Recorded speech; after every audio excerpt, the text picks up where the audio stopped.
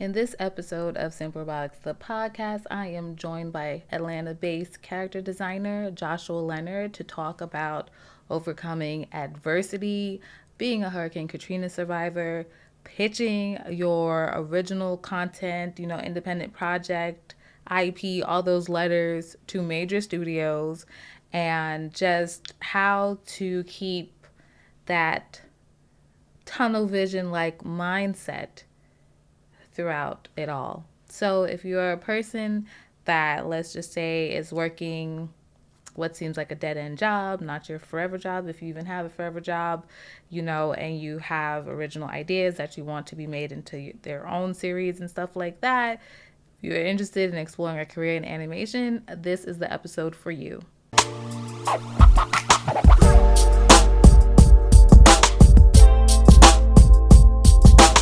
Welcome to Simplyrobotix, the podcast. I'm your host, Monique. You can find me on all social media platforms at Simplyrobotix, Simplyrobotix. And this is the podcast that explores the animation industry one episode at a time. So let's get started. Well, welcome, Joshua. Thank you for joining me.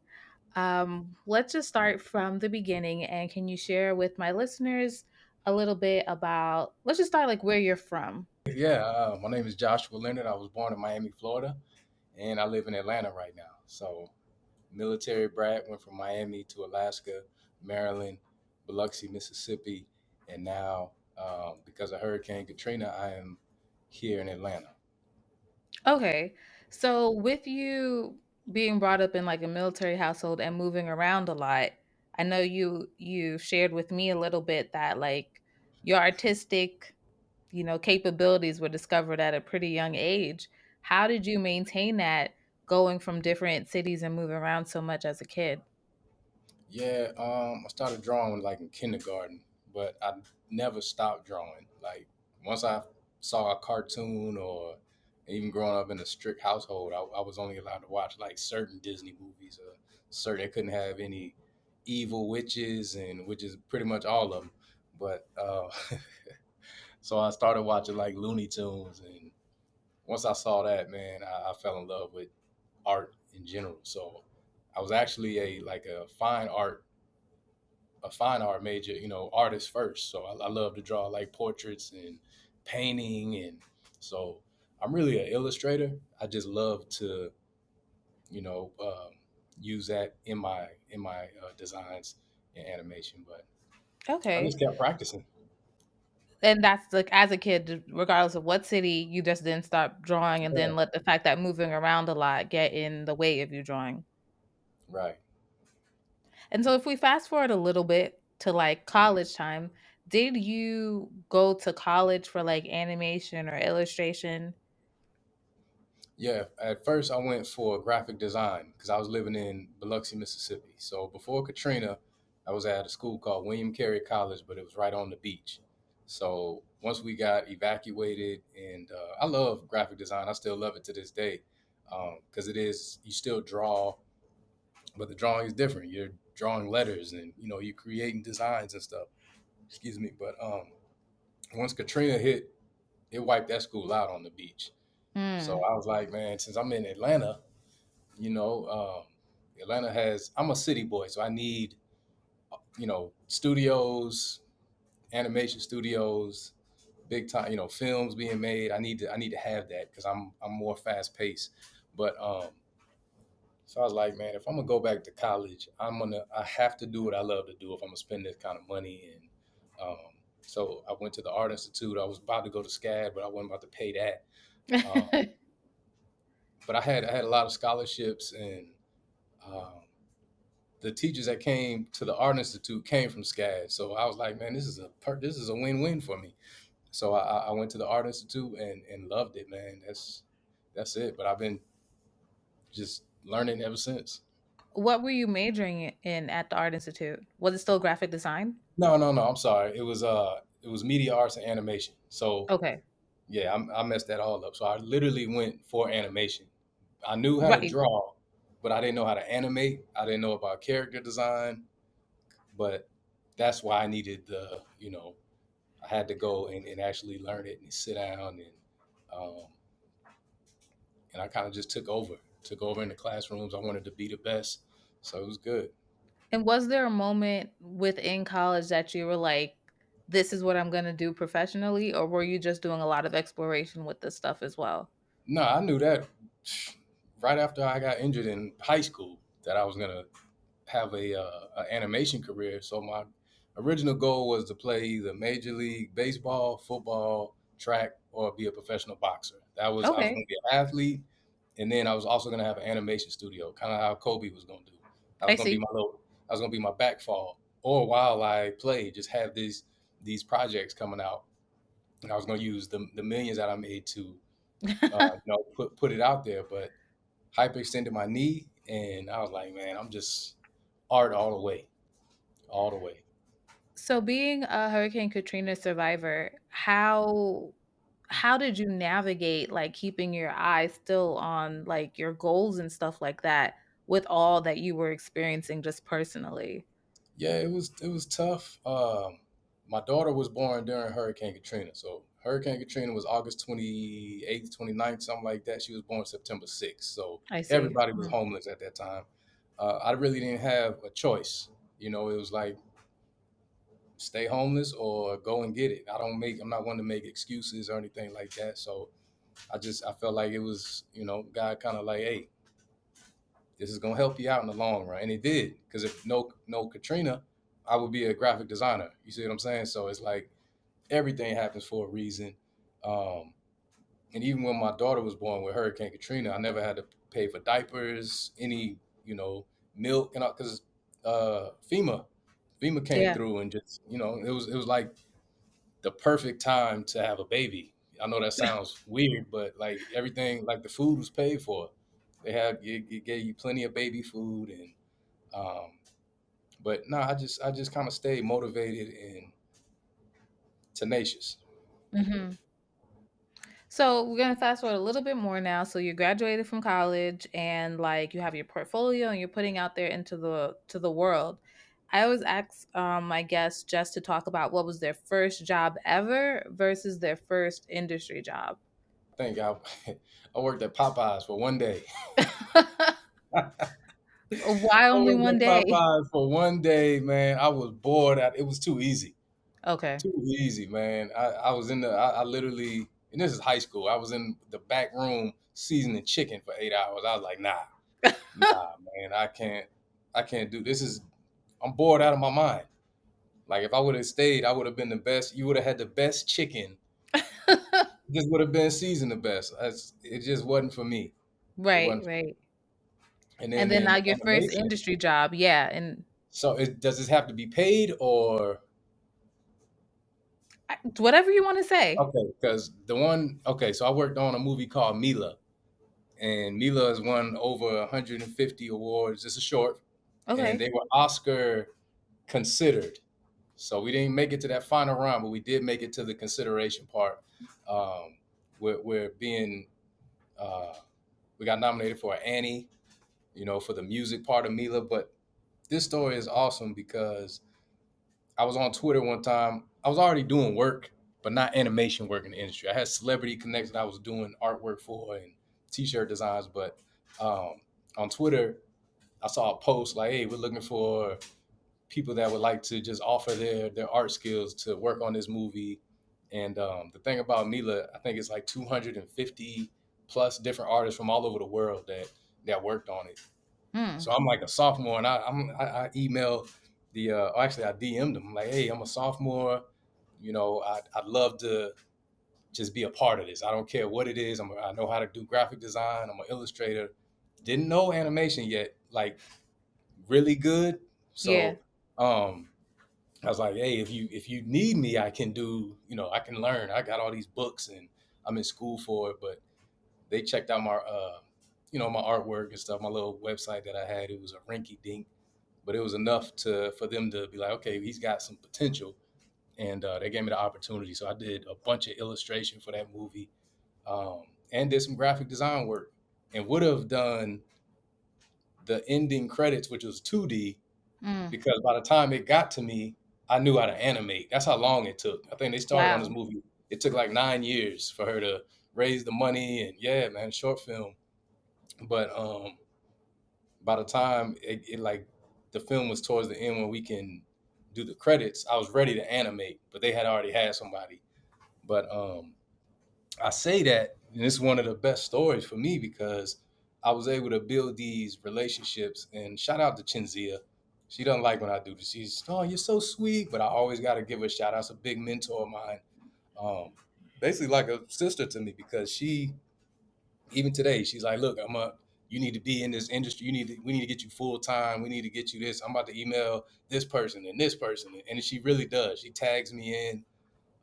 People at Netflix, just big time people, and it's amazing. But she actually got me on with Nickelodeon. She kind of once I wasn't getting hired, and I'm like, man, I don't know what's going on, man. Is it because I'm in Atlanta or not just good enough? So she stayed on the phone with me for about an hour. She's like, let's go on your website. Let me see what you. She's like, take that off, take this off, take that down, take animation off. You're a character designer. Told me straight Mm. up, take it off. Don't. You're a character designer. Trust me. Took all the animation off, and I can animate. I got best in show. I know how. I'm Yeah, a yeah. traditional frame by frame animator, but I trusted her. She's 30 years in the industry or whatever it is, 25. Um, Came from DreamWorks, did Illumination, all of that stuff. So she knows a lot of people. But when I took animation off and changed everything, like she said, put this up first, do this, boom, boom, boom, boom, boom. Nickelodeon hit me up. First paid gig. So amazing. I remember walking into Home Depot and I got the email. I was like, man, it was real humbling, man. It was a dope feeling. And Chinzia, me, the whole Mila team that I met, still really tight to this day. So super. I'm humble. Oh, since you mentioned, I've seen you post this before too, that you worked at Home Depot while you were freelancing a lot of the times. Can you also just speak to the listeners that are trying to navigate having that part-time job or let's say low paying job, minimum wage paying, and still pursuing their passion at the same time? Yeah, absolutely. I still work at Home Depot full time. Full 18 years. time. I just hit 18 years today. Oh Just hit wow. 18 years today, but I'm on vacation. Um, But I say that to say this: I'm 18 years, a long time. I just want to art full time. That's the goal. But Right. I am grateful for, for a company to support me like they do because I call out a lot because I get these gigs and events. I don't ever get in trouble. They know what I have going on. They believe me. They trust and they love it. And I work hard over there. But to anybody that's listening, it is a sacrifice, man. It's that simple. It is literally a sacrifice. I do a lot of stuff whenever. So I close at Home Depot pretty much every day that I work. So like 12 to 9, come home, shower, eat. I start doing studio work from like 10:30 to 3 in the morning. So I'll Mm. be doing character design, turnarounds with, Illumination, and then I got to take calls the next morning, Zoom calls, and we go over the artwork. But it's like I love that's not work to me. By the time I get off the grind, which is at 12 to 9, and I get home to the like that's when my life starts. That's when my day really starts. I'm happy, turn the music on, I'm drawing. Um, I kind of just zone out. And before you know it, it's like 2, 3 in the morning. But yeah, it's definitely a sacrifice. It's just something you have to um, put in your mind and tell yourself. Like, and I tell my daughter this. I'm like, man, she wants to be a chef. I'm like, how bad do you want to be a chef? It's not easy. If you want to, you're gonna get yelled at. You're gonna get cussed out like this. And I ask all of y'all, how bad do you want something? Like, you literally have to. I won't let anything stop me from pursuing my dream and getting to where I need to be. And it's not even about the money, man. That that job, I love it so much that the money I'm not worried about. It's gonna come regardless. So Mm-hmm. um, yeah, it's a sacrifice.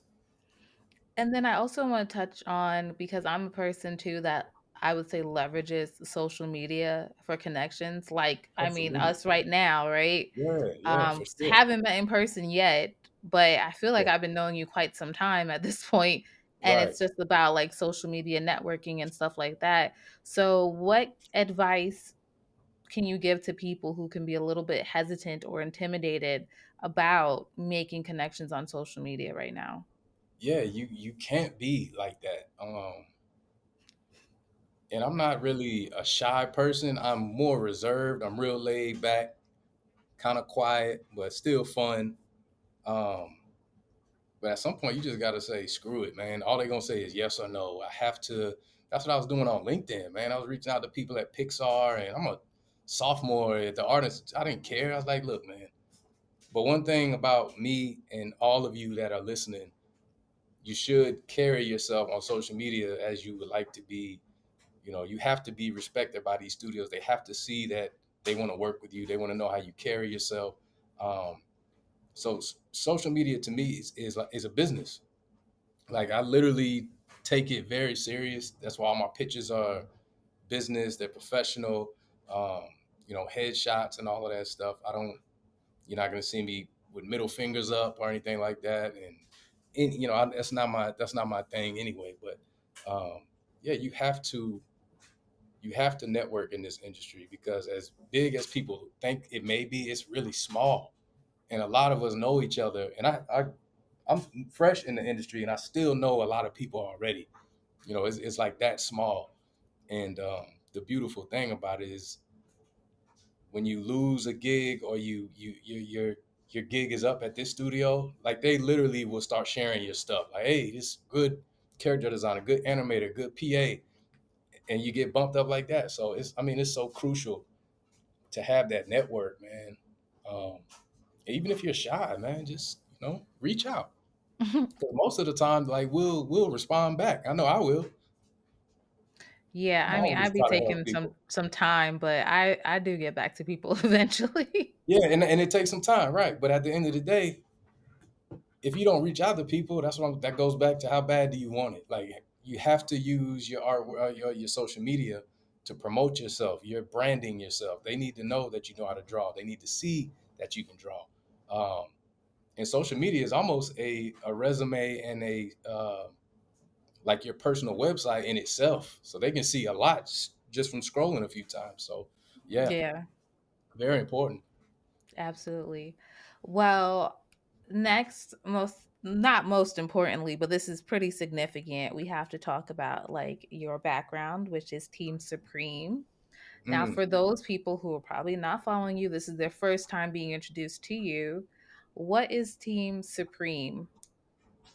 Team Supreme is a hat that I'm wearing, and no, I'm just kidding. It is that as well, but no, it's a cartoon that is being developed. I created it, and it's about kids that have disabilities, but their disability is their superpower. So imagine like DC and Marvel, but Batman has one arm. Like things like that. It's just gonna be an awesome show, an inspiring show, a dope show. Um, Even with the writers, and it's being developed by Lena Waithe and Hillman Grad. I have them on board. I have Jason Weaver on board. I have a great team, some dope writers. Um, but even when we have these meetings, the main thing I said is like, look, I don't want to make like inspiration porn. I don't want to just overdo it. Oh, that's sweet. I want this cartoon to be so dope.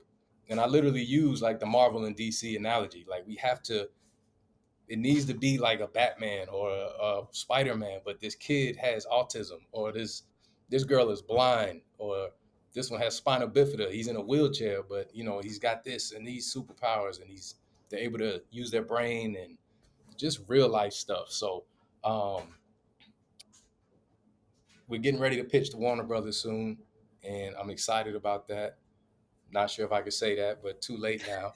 But it's all good. I just put a bleep. I'll just put a bleep No, for it's me. all good. It's all good. It's Uh, all good. how did you come Yeah. up with the concept?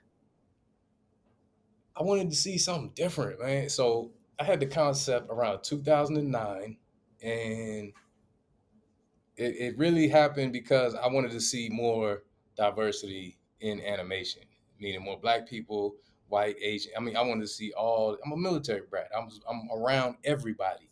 So different walks of life. I've seen them. I've met them. People with disabilities, people without disabilities. Um, and then I started studying the well, not studying, I was researching the animation industry. Back in the day, I think it was less than 3% of people of color, which was terrible to me. And then I already knew about all the racist cartoons and stuff. I studied all this stuff a long time ago, and I've seen it. But I really wanted to. I was like, you know what? If we can't get hired, like I want to see us get hired, I'm gonna create a cartoon with a black lead character that'll be so diverse and inclusive that they won't have a choice but to, at least respect it. And I didn't care either. I was unapologetically black in my ideas, and even though I have all nationalities in this cartoon, Mm-hmm. I definitely wanted a black character, um, and my main character is black with autism. So um, yeah, it just came from that. Like I really, literally, just wanted to see more inclusion on TV. That's really what it was. What has your journey been so far with having Teen Supreme as a concept to getting to the point where you're pitching it to studios now? Oh man, what a great question! It's been crazy because when I was at the Art Institute, that's when I started to. I had the idea, but I started to learn more. So I was like, okay. So I would go home, do the character turnarounds on my characters, like the early stages when the artwork was terrible, the design sucked, and but it went.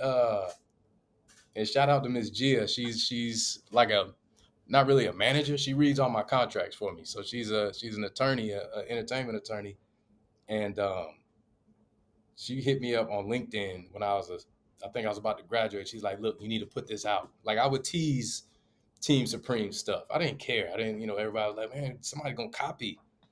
There's tons of bread makers out there. You know what I mean? Like you can copy all you want, but they know where the original came from. But Mm-hmm. um, she kept telling me, like I was like, "Nah, it's not ready yet. It's not ready yet. I'm not there yet. I need to learn more about animation. I need to do this." She's like, "You need to put it out. You need to put it out." Kept telling me that at least 50 times. So I started to really put it out there. And as soon as I did, it went viral. Crazy, crazy. And all it took is one interview with I think it was attention.com, and I think it's like 9 million views right now. But what that brought was celebrities seeing it, and just certain people. And that's when my good friends Benny Dada and Toya Tillman, they reached out to me, and they were like, "Hey, send this Jason Weaver. Jason Weaver needs to see this. Hit him up in the DM. He knows it's coming." And I'm a big Jason Weaver supporter. Love Jay Weave. Been watching him since he's a little kid, since I was a little kid. So I DM'd him. I was like, "Hey man, your friends, they told me to hit you up and just kind of let you know about this." And he's like, "Yeah, man, let's grab a bite. Let's talk about it." Go have the bite. Jason's like, "Man, Lena would love this." Reached out to Lena. They both from Chicago, and it's like everything happened for a reason. Mm-hmm. And then I'm going back, like, man, if Katrina didn't hit, I probably still would have moved, but I don't know if I would have came to Atlanta. You know what I mean? Like everything, it happens like it's supposed to happen. So, Yeah, and if then you were for me, pursuing graphic design, yeah, I wouldn't be surprised if you would have ended up in New York or some other yeah, for city, sure, yeah. you And, know. and I started looking at firms out there, and I was like, man, I'll open up a graphic design studio for myself. Um, but I still love films, movies, and animation. So I may have been doing graphic design for a movie company. I still love film. I still love movies to this day. Um, but to have Team Supreme, and we pitched last year right before COVID. It was Right. terrible timing, but I had a blast, man. I mean, that fast. I think I graduated 3 years before we pitched. So to get that close, man, was amazing. And it's been a blessing, and got to fly first class for the first time. I was like, man, all this leg room in here, man. I can Oh, I lay bet. back. Oh, I was man. It was dope, man. It was a dope experience. And Jason, like, bro, I've been doing this since I was 12 years old, been flying like this. But man, it's been great. Okay, so since we've been talking about pitches too, what are, let's say, three things that you've learned throughout the whole pitching process? Oh, good question. Um. Wow, that's a good question. First of all, it's not a lot of people in there. I'm thinking it's gonna be like 12 executives, and I mean, I went to Netflix. It was, I think, 3 girls, and they were young, Mm. young girls, and just it was awesome, man. It was awesome. We literally, you go in there and you look at the stuff on the big screen, and they ask a couple of questions. What else? What else have I learned? Definitely got to be prepared. That's obvious. You going in there, you better have that thing ready. Um, and then like wardrobe, like our first day, we had suits on and all this other stuff, and then everybody else started wearing t-shirts, and I was like, bro, I thought we had to, I wanted to sell. He was in there with t-shirts, and like I said, the timing was terrible because it was COVID. So we went in there first of all from hugging, and then each day it was like, okay, COVID getting worse. Went to like elbow bumps, and then the end of the week we were like, hey, fake high Yeah. fives, like just stay over there. Don't know. So it was just bad timing, but it was, man. I had a blast. Had a So I guess blast. even though you guys became a bit more lax, you would still suggest like dressing the part though? I wouldn't put a suit on. They don't care about that. They want to see that product. They want to see that product. And I even thought that I had to have like a 30-minute pilot, but some of them don't care about that. So it's like, man, just have everything set up properly. Um, but I guess it depends on where you pitch and who you pitch to. But Yes. I'm still gonna dress nice. Maybe not necessarily a suit, but a nice khaki and a nice dress shirt or something like that. But it was the experience for me. So, because Absolutely. a lot of people, I literally went on a tour for a whole week.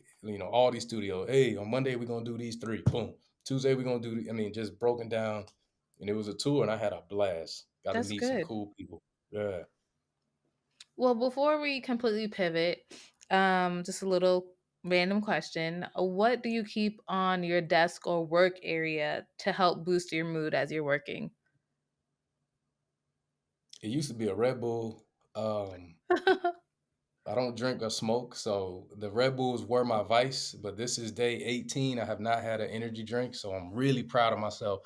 I mean, Congratulations. yeah, thank you. I was doing 4 of them things a day, like big ones Oh, too. So, no. yeah, I was really killing them things. But um, what else?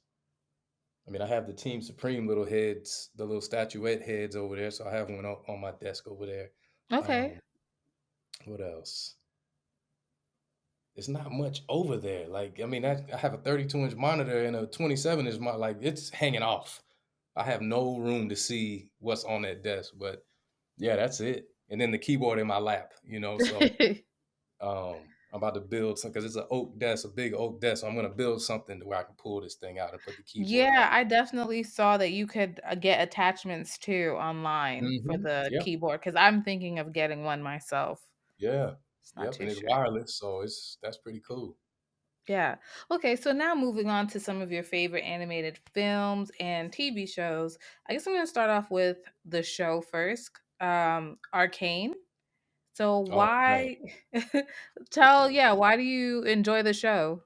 good lord. Arcane Arcane put pressure on a lot of TV shows because it's made like a movie.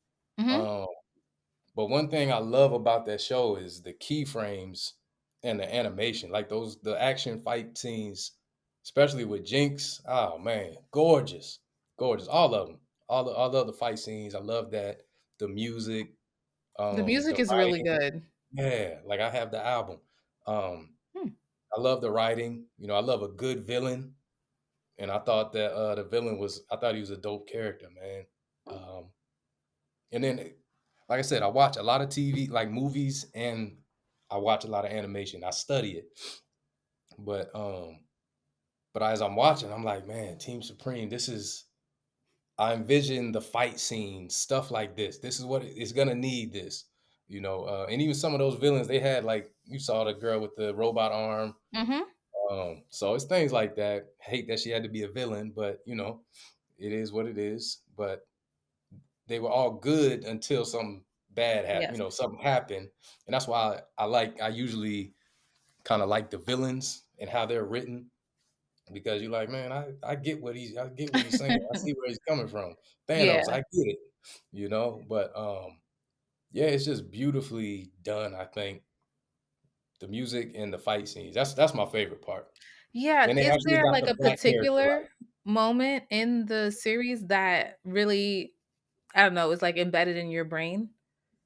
Is it a Like an particular episode fight or or yeah. a There's one moment in specific the show? Yeah. absolutely. My favorite part of the whole show is where um what's her name?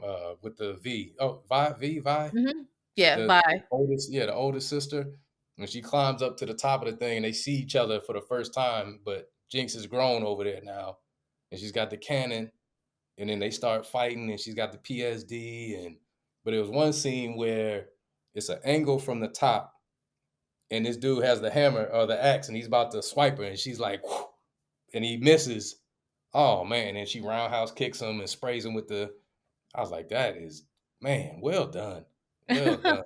Yeah, man, that show gave me chills. I was like, this is fire, man. This is something I would make. But they got the black characters right. That's why Mhm. I was like, man, this is. I can't. I don't remember the girl's name. She's gorgeous. You know who I'm talking about. She's one of the leaders, the top. I think Mhm. the richest girl. But just beautifully designed and really well done. Okay, and one of your favorite movies is Toy Story, so why is it one of your favorites? The favorite, Okay. yes, that is D yeah, that's my favorite movie. Um, because first of all, I was way younger, and it was just so new. It came Christmas time, I think I was like, "What is this I'm seeing on TV? What the?"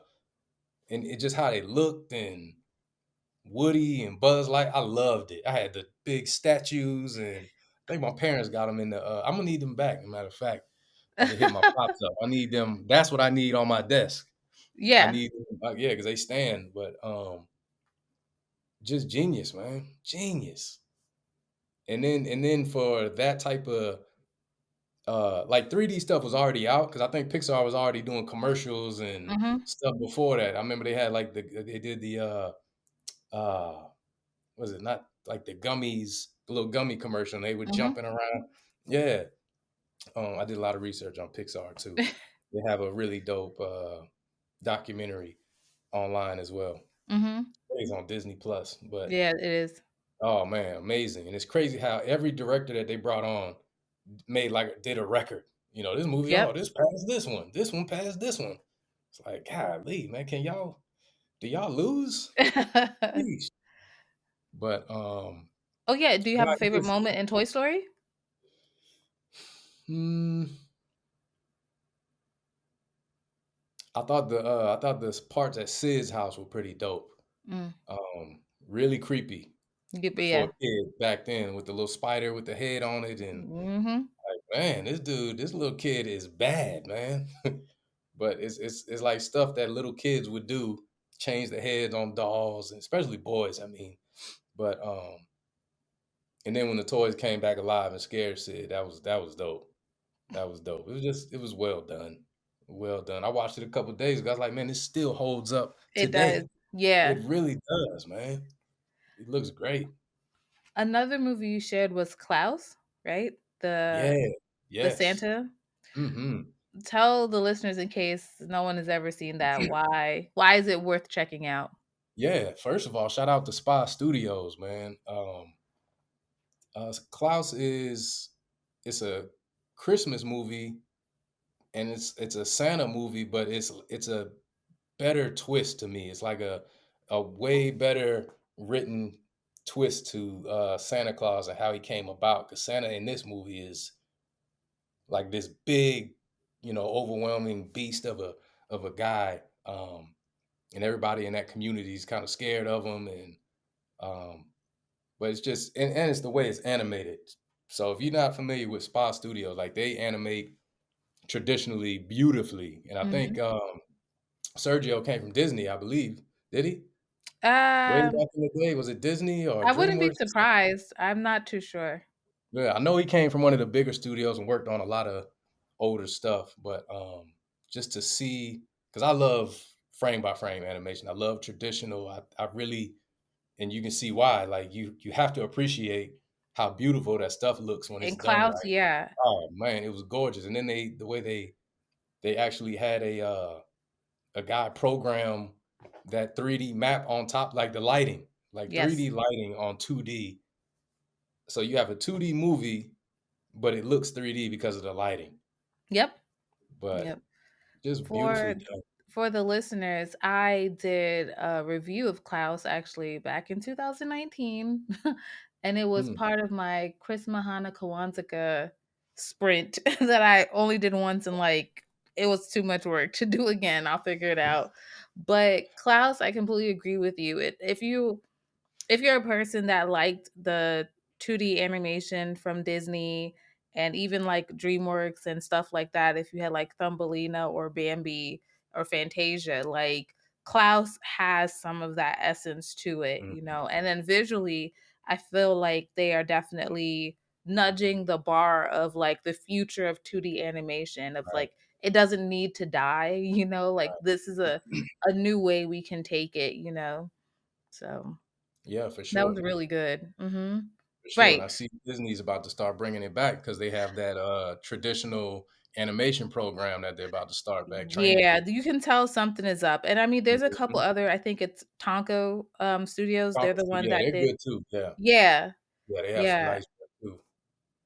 So all that stuff is happening for a reason, you know? Right, So I think, you know, in a couple years, we're gonna definitely see what's coming from this organization that's happening, you know? right. Another film that you shared, which is like a duh, like I don't know how you're first off a black person in animation and don't have this on your list.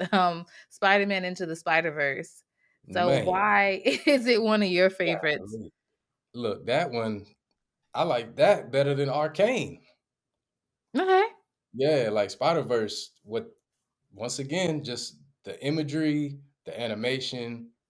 I mean, what they shot the camera on I think ones, and then he animated it on twos, which is makes it kind of choppy, Mhm, but it mhm. fit so beautifully for a comic, like a comic book feel. Genius, genius, man. The character designs, gorgeous. The way it was written, just man, I love it. I love it. And we're artists, so I don't know about you. I watch movies differently.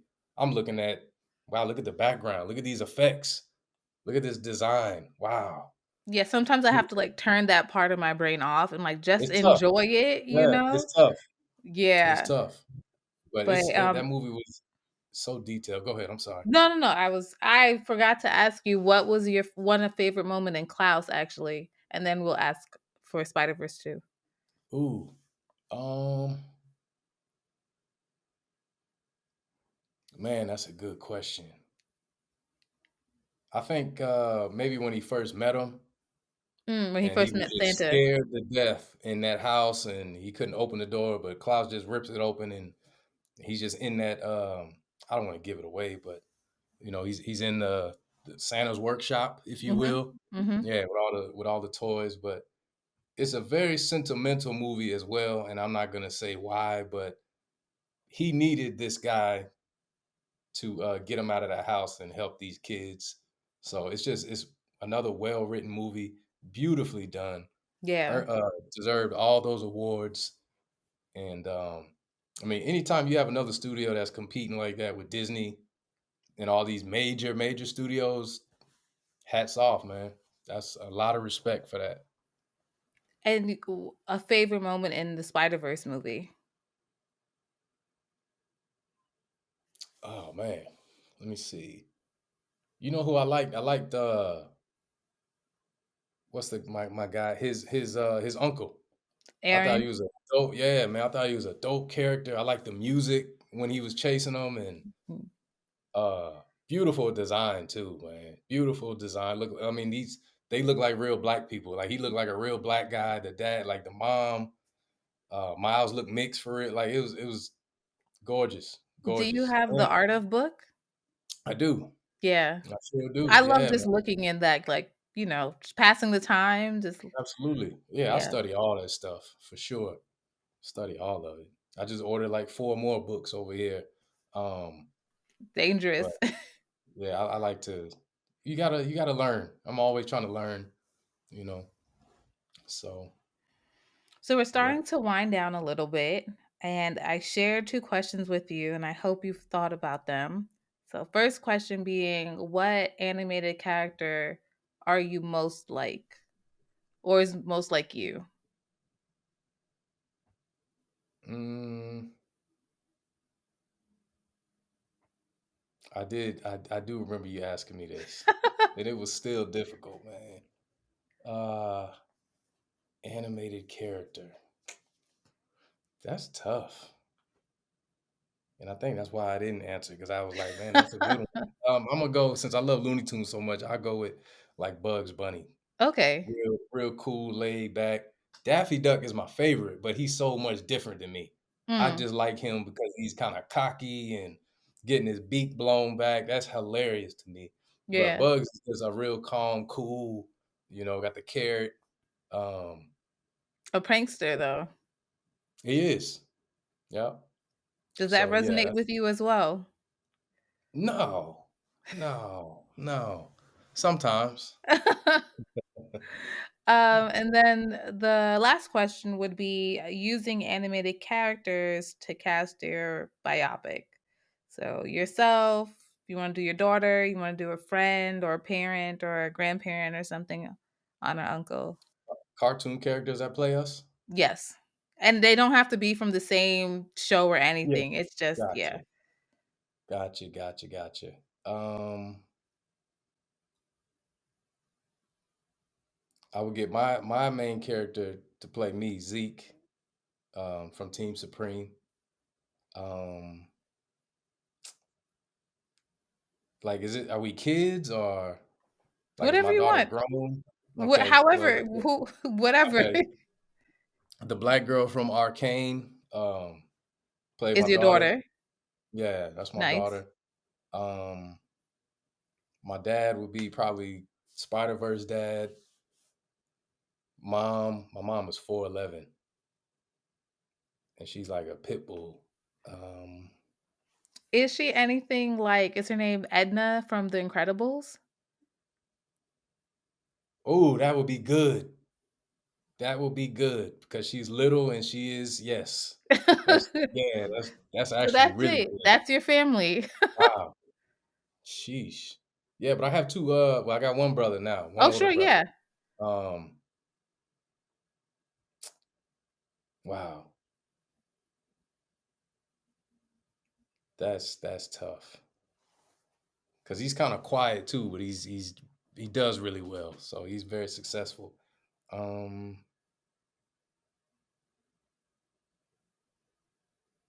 I don't have one for him. It's Not right okay. off the top. Yeah, I can't think It's of him. okay. He's So an idiot anyway. this is the end of the episode. So if you can share with What? the listeners, I know, it goes by Oh, fast. If you can share with the listeners where they can find you, if you want to share social media, also where they can learn more about Team Supreme. yeah, they can find me on Monique's page. She's done what 4 or 5 interviews with me. Just keep scrolling. But no, I'm on all social media. If you go to my Instagram, that's probably the easiest, and it is I'm Joshua Leonard. So ImJoshua Leonard. If you can go to that page, you'll find all the rest of it.